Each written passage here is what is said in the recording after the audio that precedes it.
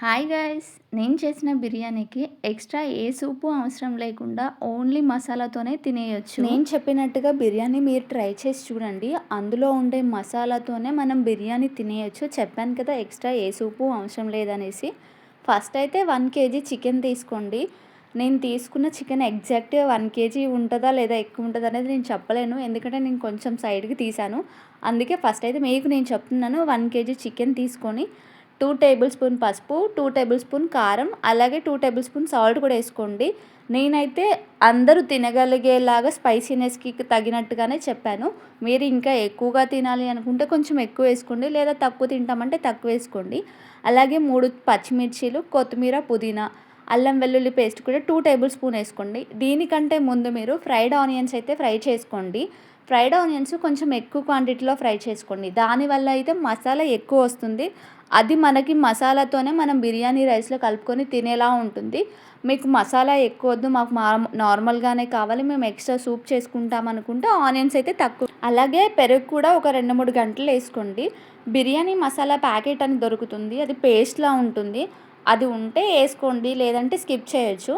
అలాగే బిర్యానీ మసాలా ప్యాకెట్ ఉంటుంది కదా, అదైతే ఒక స్పూన్ వేసుకోండి. ఇంట్లో ఉండే గరం మసాలా కూడా ఒక స్పూన్ వేసుకోండి.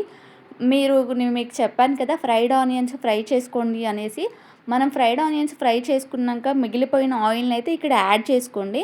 అలాగే లెమన్ అయితే 2 నిమ్మకాయల నుంచి జ్యూస్ అదే రసం తీసి అయితే ఇక్కడ యాడ్ చేసుకున్నాను. చూడడానికి అయితే చాలా కలర్ఫుల్గా అనిపిస్తుంది. మొత్తం మంచిగా మిక్స్ చేసుకోండి.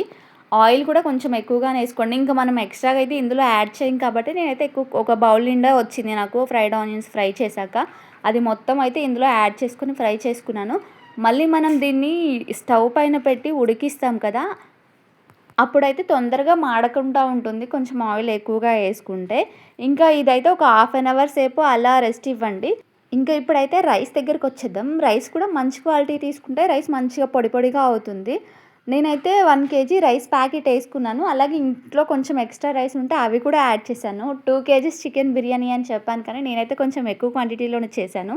దీన్ని ఎక్కువగా నలపకండి. నార్మల్గా 2 టైమ్స్ వాష్ చేసి వాటర్ వేసుకొని ఇది కూడా ఒక 1/2 అవర్ సేపు అయితే బియ్యాన్ని నానబెట్టేసుకోండి. ఆ తర్వాత నేను అందులో నుంచి వేరే బౌల్లోకి షిఫ్ట్ చేస్తున్నాను. అంటే ఇంక ఇందులోనే బిర్యానీ చేద్దాం అనేసి అందులో వేసుకొని ఒక 50% అయితే చికెన్ బాయిల్డ్ అయ్యే వరకు ఉడికించుకోండి.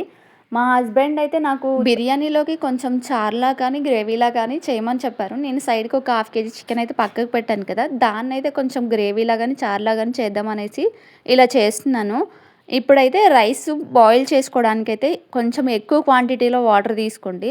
అందులో అల్లం వెల్లుల్లి పేస్ట్ వేసుకోండి. వాటర్లో పైన ఏదో ఉంది అనుకోకండి, నేను అల్లం వెల్లుల్లిపాయలు పొట్టు తీయకోకుండా డైరెక్ట్గా మిక్సీ చేస్తాను. దానివల్ల మీకు అది అలా కనిపిస్తుంది. ఇందులో ఇంకొంచెం సాల్ట్ కూడా వేసుకోండి. సాల్ట్ మనం వాటర్ టేస్ట్ చేస్తే చాలా సాల్ట్గా ఉప్పగా అనిపించాలి. హోల్ గరం మసాలా, నిమ్మరసం, కొత్తిమీర, పుదీనా ఇవన్నీ వేసుకొని వాటర్ని అయితే బాగా మరిగించుకోవాలి. చికెన్ని నేనైతే బాగా వాటర్ వేసి అయితే నీట్గా ఏం వాష్ చేయలేదు, ఎందుకంటే మనం ఎన్నిసార్లు కడిగినా దాంట్లో ఉండే బ్యాక్టీరియా అలాగే ఉంటుంది. చికెన్ ఉడికినప్పుడే ఆ బ్యాక్టీరియా తగ్గిపోతుందని అందరికీ తెలుసు, ఆల్మోస్ట్ నాకు తెలిసి. అందుకే నేను అంతగా ఏం కడగలేదు. మళ్ళీ మీరు చూసి చికెన్ నీట్గా వాష్ చేయలేదని కామెంట్స్ పెడతారేమోనని ముందే చెప్తున్నాను. అందుకే నార్మల్గానే వాష్ చేశాను. స్టవ్ అయితే ఆ రోజు ఖాళీ లేదు. 3 స్టవ్ల నిండా చికెన్ కర్రీ, ఇటు చారు, ఇటు బిర్యానీ, అటు రైస్ అన్నీ పెట్టేశాను. ఒక్కొక్కటి చేసేస్తున్నాను. మనం ఇప్పుడైతే బిర్యానీ కోసం తీసుకున్న చికెన్ని 50% బాగా ఉడికించుకోవాలి. ఉడికించుకున్న తర్వాత అయితే పక్కన పెట్టేసుకోండి. రైస్ కొంచెం వాటర్ బాగా బాయిల్డ్ అయ్యి మసలడానికి టైం పడుతుంది కాబట్టి చికెన్ అయితే 50% ఉడికించి పక్కన పెట్టేసుకొని వాటర్ ఇలా మసులుతున్నప్పుడు మసలడమో, మరగడమో ఏదో మీకైతే అర్థమయ్యే ఉంటది. మేము తెలంగాణ, ఆంధ్ర అటు ఇటు తిరగడం వల్ల మాకు ఉన్న భాష పోతుంది. అది సగం ఇది సగం అయ్యి వచ్చి నాకైతే ఏది కరెక్ట్ అనేది కూడా అర్థం కావట్లే. నేను చెప్పింది మీకు అర్థమైందిగా. వాటర్ అలా వచ్చినప్పుడైతే రైస్ వేసుకొని రైస్ కూడా 80% ఉడికే వరకు అయితే ఉడికించుకోవాలి. 80% రైస్ ఉడికినాక వాటర్ని ఇట్లా స్ట్రెయిన్ చేసుకొని రైస్ మొత్తం ఫుల్ చేసుకోండి. ఈ రైస్ అంటే వాటర్ బాయిల్డ్ అయ్యి రైస్ అవ్వడానికి టైం పడుతుంది కాబట్టి ఫస్ట్ మీరైతే రైసే చేసుకోండి. తర్వాత చికెన్ 50% వెంటనే ఉడికిపోద్ది కాబట్టి అది తొందరగానే అవుతుంది కాబట్టి తర్వాత దానేం చేసుకోవచ్చు. ఇది మొత్తం రైస్ ఇలా వేసుకున్నాక ఇందాక నేను కొన్ని ఫ్రైడ్ ఆనియన్స్ పక్కన పెట్టాను కదా, అవైతే దీనిపైన వేసుకోవాలి. నాకైతే ఆ రైస్ మొత్తం బౌల్ నిండిపోయింది. మా హస్బెండ్ ఏమో "అందులో సరిపోతదా? నువ్వు ఎక్కువ వేస్తున్నావు" అన్నారు. కానీ అది పైన మూత పెట్టి కవర్ చేస్తే మంచిగా అంటే ఆవిరి బయటికి రాకుండా ఫుల్‌గా మంచిగా దమ్ అయితది. అందుకే నేను ఎక్కువున్నా ఏం కాదని చెప్పాను. అలా ఫుల్ అయిపోయినప్పుడు ఇప్పుడు ఫ్రైడ్ ఆనియన్స్, కొత్తిమీర, పుదీనా అన్నీ ఏసుకోండి. మా ఇన్ ఒకవేళ మీకు నెయ్యి కావాలంటే నెయ్యి గూడా ఎక్కువ వేసుకోండి. నాకు ఎక్కువ వేస్తే అంత ఇష్టం ఉండదు. నేను ఫ్రిడ్జ్‌లో పెడితే నెయ్యి మొత్తం గడ్డలా అయిపోయింది. ఏస్తుంటే కూడా సరిగ్గా పడట్లేదు నెయ్యయితే. ఫుడ్ కలర్ అయితే నేను యూజ్ చెయ్యట్లేదు. నేను పసుపులో పాలేసి చేస్తారు, లేదంటే ఆయిల్ కూడా ఏస్తారు. నేనైతే ఆయిల్ ఏసి కొంచెం మిక్స్ చేసి దాన్ని చుట్టూ ఏసాను. మా ఇంట్లో గ్రీన్ కలరు ఫుడ్ కలర్స్ ఉంటాయి గానీ, ఏమో ఎందుకులే ఇట్లా న్యాచురల్‌గా ఉంటది కదా పసుపుతోననేసి అయితే నేను అలా చేస్తున్నాను. మీ ఇష్టం అది. మీకు నచ్చితే ఫుడ్ కలర్ కూడా యాడ్ చేసుకోవచ్చు. ఇంక ఇప్పుడైతే దీన్ని నాన్ స్టిక్ పాన్ పైన పెట్టేసి మూత గాలి బయటికి రాకుండా మూత పెట్టేసి దానిపైన బరువు పెట్టేసి ఫస్ట్ అయితే హై ఫ్లేమ్‌లో 15 మినిట్స్ ఉంచండి. తర్వాత మీడియం ఫ్లేమ్‌లో ఒక 20 మినిట్స్ ఉంచండి. 30-35 మినిట్స్‌లో బిర్యానీ అయిపోతది. మా హస్బెండ్ ఆ రోజు ఇంటి దగ్గర 20 మినిట్స్ అయినప్పుడు ఒకసారి నేనెళ్ళి అంటే ఆవిరేమైనా పోతుందా అని చూద్దామని ఎళ్ళాను. మా హస్బెండ్ "స్టవ్ ఆపేసావా?" అని అడిగారు.